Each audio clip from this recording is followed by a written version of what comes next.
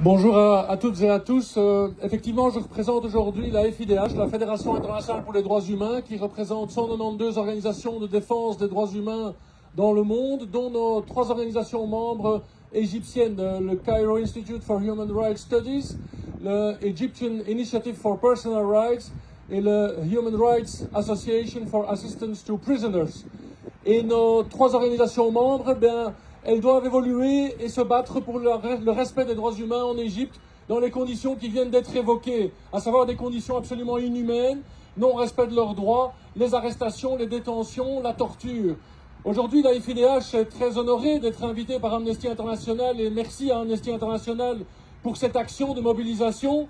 Je continue à regarder le petit ring de Bruxelles pour voir, et si vous m'entendez crier, c'est qu'il arrive. Et alors arrêtez de m'écouter et courez tous vers là-bas. Aujourd'hui, on est tous ensemble, toutes les organisations de défense des droits humains, pour dénoncer la situation des droits humains en Égypte. Totalement intolérable. Aucun démocrate ne peut accepter ça. Aucun membre du gouvernement, aucun membre de parlement, aucun chef d'État européen ne peut accepter ça. Et c'est bien pour ça que nous sommes ici aujourd'hui, devant le Palais Royal de Bruxelles. Je serais bien grimpé en haut du cheval du grand-oncle de notre roi qui va recevoir le président Al-Sisi, pour qu'il nous entende mieux, pour qu'il entende notre demande d'exiger la libération d'Ahmed Samir Santawi. C'est ça que nous demandons aujourd'hui. Et aujourd'hui, nous voyons que le cas de Ahmed Samir, aujourd'hui, il est emblématique, comme était le cas de Rami Saad précédemment, emblématique de ce que vivent les défenseurs des droits humains, les opposants, les journalistes, les avocats en Égypte. Et c'est absolument inadmissible. Cette situation des droits humains, on ne l'accepte pas. Et le message qu'on fait passer, c'est que la pression, ça marche. La libération de Rami Saad est là pour le démontrer. La libération des défenseurs de l'Egyptian Initiative for Personal Rights, il y a quelques mois, grâce à la pression diplomatique, est là pour le montrer. Donc la pression diplomatique, ça marche. Et c'est le message que nous envoyons à nos représentants politiques et à notre roi aujourd'hui. Après la France de Macron qui a déroulé le tapis rouge et délivré la plus grande médaille de la Légion d'honneur au président Al-Sisi pour le remercier d'acheter ses avions Rafale, aujourd'hui c'est notre roi et notre Premier ministre qui déroulent le tapis rouge pour le président Al-Sisi.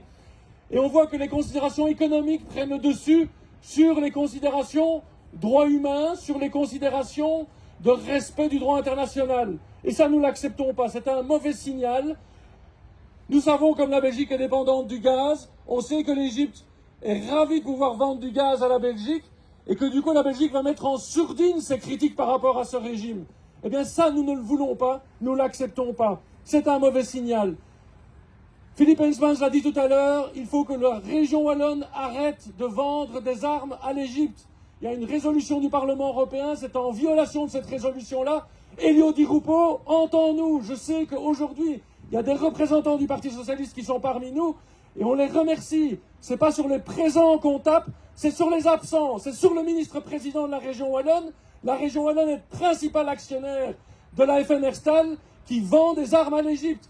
Arrêtez cela. Et c'est une question de gouvernement de la région wallonne. Alors, Louis de Grave en a parlé. Il y a cette fameuse campagne Stratégie nationale pour les droits humains en Égypte qui est lancée depuis l'an passé par le gouvernement égyptien. C'est de la poudre aux yeux à l'Union européenne pour faire passer les contrats commerciaux. À nouveau, nous ne pouvons pas accepter ça. L'Europe ne peut pas être un partenaire de l'Égypte dans cette lutte contre le terrorisme parce que nous ne luttons pas contre le même terrorisme. Rami Saad, Ahmed Samir Santawi sont considérés par le président Al-Sisi comme des terroristes. Nous n'avons pas la même conception du mot terrorisme. Et donc, le projet conjoint Global Forum on Counter-Terrorism, qui voudrait être co-présidé par l'Union européenne et devinez qui, l'Égypte, nous disons encore une fois, non, c'est inacceptable. On ne va pas se laisser instrumentaliser comme ça par l'Égypte et par le régime égyptien. Alors à la FIDH, nous avons 5 demandes. Et après, j'arrête, sinon je serai trop long. 5 demandes. D'abord, c'est de condamner fermement la répression des défenseurs des droits humains en Égypte et de tous les opposants. Et ça, c'est à notre roi et à notre Premier ministre de le faire. Ils ne sont pas obligés de recevoir le président Al-Sisi. La diplomatie égyptienne a fait pression pour qu'ils les reçoivent. Eh bien, qu'ils entendent aussi leur cas de vérité. Et ça, nous le demandons solennellement à notre roi et au Premier ministre. C'est de le dire à Al-Sisi dans ce colloque singulier qu'ils auront, mais aussi de le dire après à l'extérieur, lors de la conférence de presse, dans leur communiqué de presse, pour que ça se sache qu'ils ont demandé à Al-Sisi la libération de Ahmed Samir Tantawi. Deuxièmement, la mise en place d'un contrôle sur l'Égypte par le Conseil des droits de l'homme des Nations Unies. Parce que les Nations Unies n'est pas assez proactif dans le contrôle, le respect des droits humains. Il faut vraiment un mécanisme de contrôle permanent et c'est un appel au Conseil des droits de l'homme à Genève pour qu'ils prennent ça en main. Troisièmement, et je l'ai déjà dit, mais je le répète, la fin de l'exportation d'armes par la Belgique, par la France.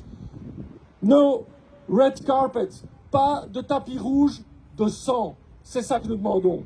Quatrièmement, évaluer toute mesure d'aide et de soutien à l'Égypte par le prisme du respect des droits humains et du progrès dans le respect des droits humains et des libertés fondamentales en Égypte. Il faut conditionner notre aide, sinon ça ne marchera pas.